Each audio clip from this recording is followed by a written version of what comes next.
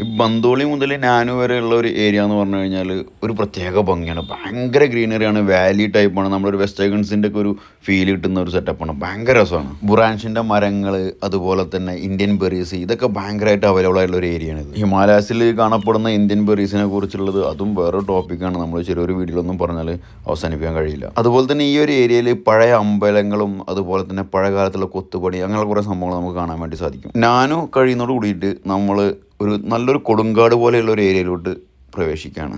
ഒറ്റയ്ക്ക് ട്രക്ക് ചെയ്യാനൊക്കെ ആണെങ്കിൽ ഭയം വിടുന്ന രീതിയിലുള്ള ഒരു ഏരിയയാണത്.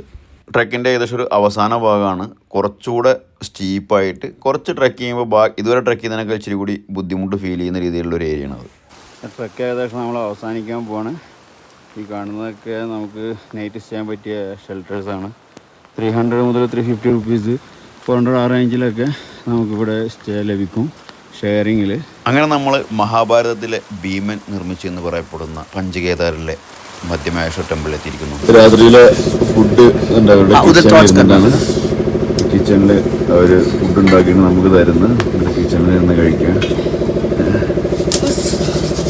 അങ്ങനെ 11,500 അടി ഉയരത്തിലിരുന്നിട്ട് നല്ല ചൂടുള്ള ചപ്പാത്തി, അതായത് തീയിലിങ്ങനെ പൊള്ളിച്ചെടുത്ത ചപ്പാത്തിയും സബ്ജിയും ഇങ്ങനെ ഇരുന്ന് കഴിക്കുകയാണ്. നേരത്തുള്ളത് തന്നെ ടെമ്പിളിൻ്റെ ഒരു സമിതി ഉണ്ട്, അവരുടെ അണ്ടറിലുള്ളതാണ്. 1,200 രൂപ ഇങ്ങനെ റൂമും ബാത്റൂം അറ്റാച്ച്ഡാണ്.